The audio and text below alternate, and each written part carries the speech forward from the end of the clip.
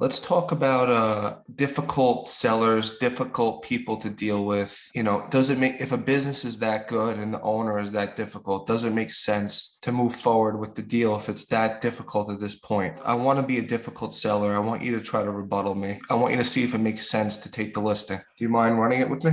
Yeah, so my goal is to try to get the listing on this Our property. goal is to try to, I have an amazing car wash that cash flows $1 million, but I'm a very difficult guy. I'm hard to get in touch with. I'm cryptic with my answers, but see, I want you to test me out a little bit and see if it's worth working on. And I'll rebuttal you and let's see if we can move to an agreement. Okay. All right. So ring ring.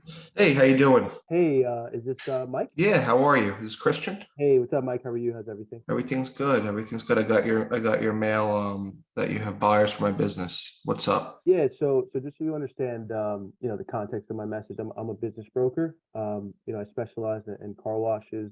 Our company's done, probably over 10 car washes just within the past 6 months. And basically just so the reason we reached out to you is because we have guys specifically in your area that are, looking to expand and want to get new locations, whether they own 5, 6 car washes already, or whether it's a group that's interested, or, just a mom and pop guy looking to get into the business that, has a lot of capital. Which is why we reached out to you. So is this something that, you're kind of interested in, or you just kind of just wanted to see what the mailing was about? I appreciate it. I do have someone that wants to buy my store.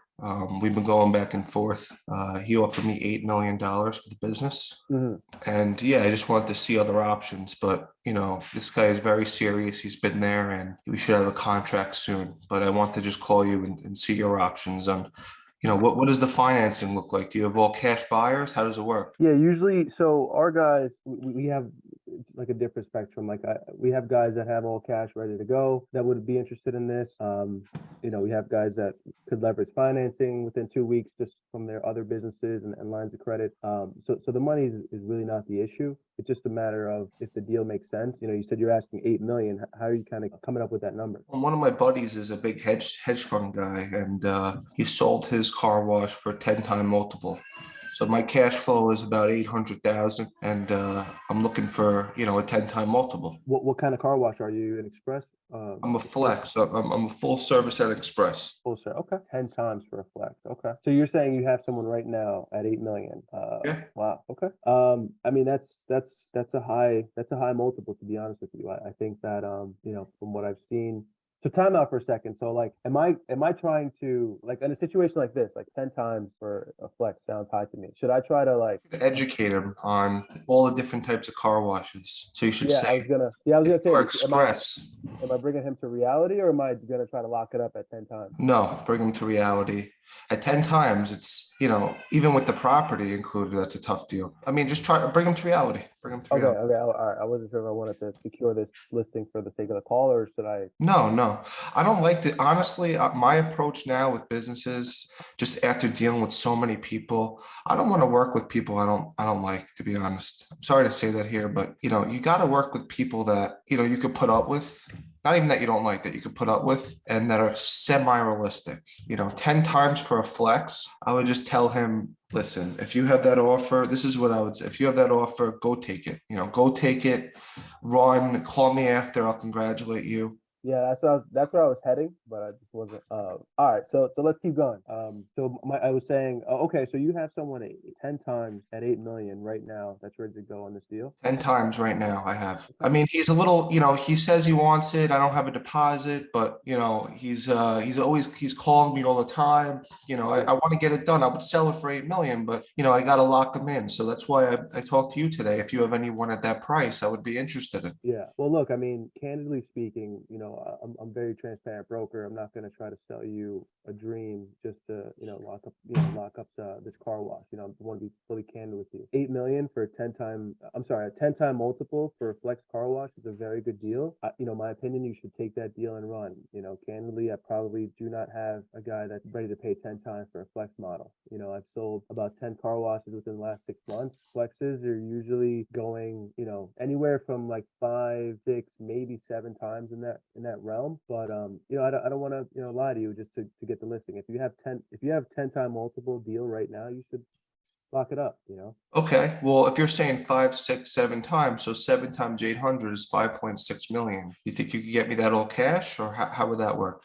Quick question, is this deal include the property, or are you just the business? Just the business. Hmm, I have a 25-year lease and my rent's only 6,000 a month, and my increase is 1% a year. interesting. Okay. 'Cause- I'm doing so 3 million in sales. So just to give you an example, like I have a deal right now out east. It's not a flex model, it's a full service. We have a deal right now at a 5-time multiple, and he's netting about, let me just run some numbers, just a little shy of 1 million. The multiple on the deal is like 5.5. Actually, I'm sorry, it's 5-time multiple. So I'm thinking that for you, you could probably get a little bit more because you're a flex model. How old is the equipment? It's brand new. I just installed it. Okay. So yeah, maybe you'll be able to get, 6, 6.5, 6 to 7. I mean, I like to give you a range just because, depending on the buyer will depend on, the type of deal we get. Someone might see it more valuable, but like, look, I don't want to waste your time. If you have someone at the table now, is it worth me trying to bring someone to the table or? Yeah, I mean, if you can come to the table all cash, I will definitely consider it, but I'm not signing any agreements, and I just want to see what you can do. Well, look, Mike, I'll be honest, I've been in this industry a while, and if you don't want to sign an agreement, it's not even worth, my time. Can't,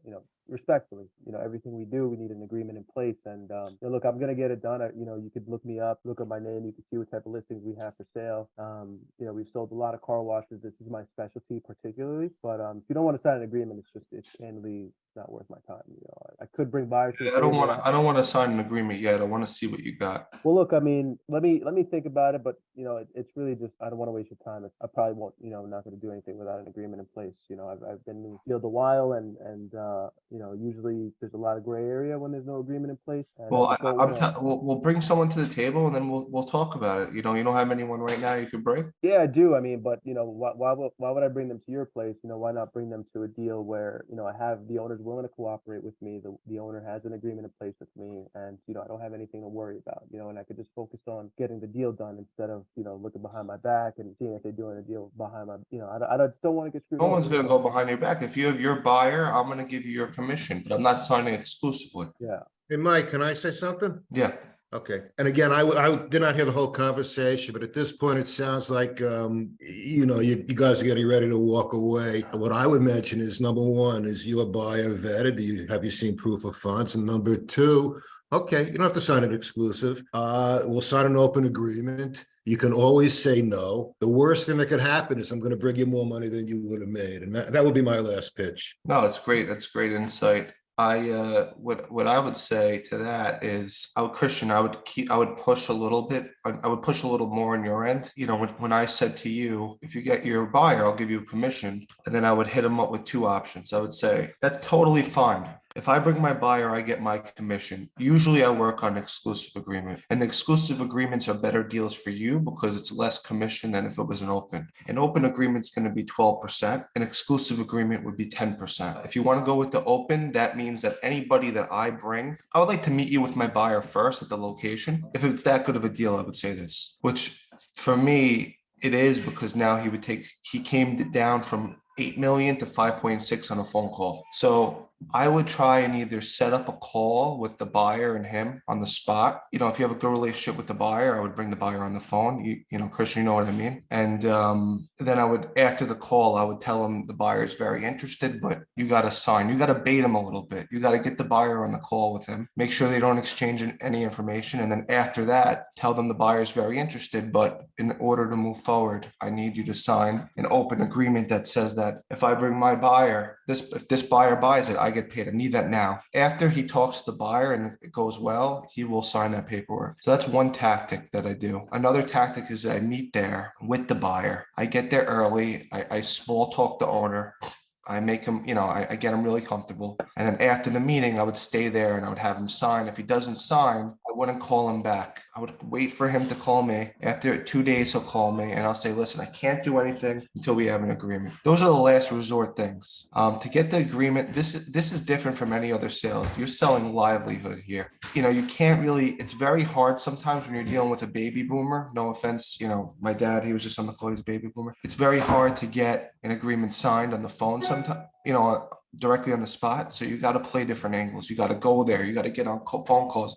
You got to bait them a little bit. I don't know what you think about that, Christian, but that works for me. Yeah, no, that does work also. Yeah, I've noticed that. Like some people want to do the in-person thing, and it works out more. I agree. Yeah, I mean, Dave Davidson says this is frequently a sticking point for sellers. Bring me a deal, but I'm not signing. And he's suggesting, say, I can't afford to expand time and energy without a listing agreement in place. And I was going to say, I listened to this podcast, and the guy said, what's a closing line that you use? And he says, I can't help you if you won't commit, but once you commit, I'm going to work my ass off for you. I mean, but yes, and I agree. That's a great point. But a lot of times these sellers know us on a phone call. They're like, who are you? What do you represent? What is your company about? Why would I sign with you? Why am I going to lock myself into an agreement with you when I can sell it to anyone myself? So as a Headstone business advisor, you have to be in tune to what we're doing. We're the fastest growing business brokerage in the country. I say we have over 500 exclusive listings. Our company has sold over $2 billion of businesses in the last 2 years. I like to give facts about the company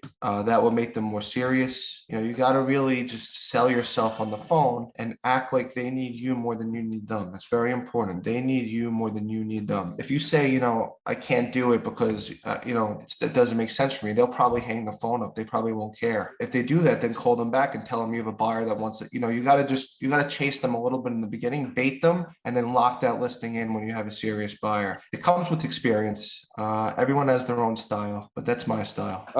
When you were discussing the price, would it be okay to just ask them, like, okay, what's more important to you? Is it just to get the price that you want, or to sell the business in whatever 6 months or 3 months or whatever it is? Because if that's the case, then you have to be a little bit flexible on the price. But now if you want to stick to your $8 million valuation, it would just take a lot longer. It might take a lot longer. So I don't know if that's okay to ask. Yeah, it's a great point. I mean, I like to say to someone, basically, what's your timeline? We can wait and we can try to get you a premium. It might take 3, 6, 8, 12 months to get you that number. I can tell you what I'm going to get you right now, but if you want to wait, that's totally fine. And then obviously you don't want to be too overpriced, but if it's a little premium, then it's all about setting the expectations right away. And that's a great point. You got to set the expectations immediately on every call. I like to hit people with facts. Something happened yesterday where I went out to dinner last night with someone that owns a big company. I can't really say names. The guy literally has an amazing company. He's cash flowing over $8 million. And I brought the buyers. This was last night. During the middle of the dinner, he just gets up and he goes to another table and he's like, thank you. These buyers are closing on something with me right now for like $20 million. But the point here is that this business is so good. I don't want to deal with it though. I just don't want to deal with it because of the seller, what he just did. I just don't want to deal with him. So you just work with people that are reasonable. There's 30 million businesses in the United States. Everything's for sale at the right price, but you want to work with people. It's all about working with good people in this business. That's the best advice I can give to everybody. But Mark, I'm sorry. I know you had something to say. No, I was just going to add one of the most powerful tools I've used, since joining Headstone, when I'm dealing with combative sellers and I'm having problems or they're fighting with the agreement. I found doing the comparison with real estate agents that moonlight as business brokers seems to be pretty powerful, especially if they've already listed and have not been successful. There's an enormous amount of real estate agents out there that will take on business listings. They stick them in the MLS to die and they never do another thing. They just, they let them sit there and wait for a buyer to just show up magically. And I try to point that out to the sellers that we're not just real estate agents moonlighting as business brokers. We are full-time active business brokers that are actively out marketing their businesses. And that's really the big difference between us and not to say there aren't other business brokers out there. There's some wonderful large organizations, but my experience is those names usually don't come up. It's usually, this guy had me listed for 6 months. I only saw one person. And I really try to upsell them on the fact that we're not just real estate agents, we're full service business brokers. We go through a full analysis of their property to verify numbers. We do a marketing kit. We then post to 15 to 20 different sites. We have pools of investors ready to go in many cases for certain verticals. I try to really upsell them on the difference in the quality of service they're going to get with our firm, opposed to, just signing with somebody that's moonlighting. And many times the reason that I find they're going, well, I think I'm going to go with this guy is, my experience is that, and I don't mean any disrespect to any real estate agents on the phone. I was a real estate agent myself, but most real estate agents, all they know is, a 6% fee. That's all they know, so a lot of times you'll get very, what's that? 4% here in New York. Right. Yeah, but from time to time, you'll come across this and they'll go, well, I have another broker that quoted me 6%. And I love when I hear that, because, you really do get what you pay for. And if you have somebody who's a moonlighting, real estate agent, they're trying to throw their hat in, wonderful, more power to you for trying it out, but they're not going to be able to offer the level of service that we can by simply sticking the property in MLS. We all know it's just being stuck there to die, and chances are they're not going to get many calls. And even if they do, they don't know how to go through the qualification process like we do. They don't have the banking contacts that we do to get these deals done and pushed over the finish line. So I think there's a lot of power in, trying to understand once you identify that they're giving you trouble. I tend to find it's usually because of one of two things. If they're complaining about signing an agreement, it's because they're talking to another broker or another real estate agent. I try to dig and find out who they are, what it is that they're being offered by the other person, and then I do a comparison. And once we do the comparison and I explain our process of review and how we, every single buyer that we deal with gets an NDA signed, and we verify funds, and we have the banking contacts to get the deal done, even if the buyer doesn't, it really kind of helps to put us in a much different spotlight than, a moonlighting realtor. So I just wanted to add that one bit. No, it's great. We have a special set of skills. A lot of times I like to say, we preach in our company confidentiality. When sellers hear that, they feel way more comfortable with you, because you're telling them that you're going to keep their livelihood confidential. Confidentiality is everything in this business, I promise you. So just keep preaching that. Throwing deals in MLS, that's the opposite of confidentiality. That's basically, here's my business, come and see it, come window shop, come in, tell the chef, I'm buying the place. And it doesn't make sense to go with the real estate agent. We have a special set of skills. We'll keep it confidential. We'll get you the highest price in the quickest amount of time. We'll help you with every step of the way.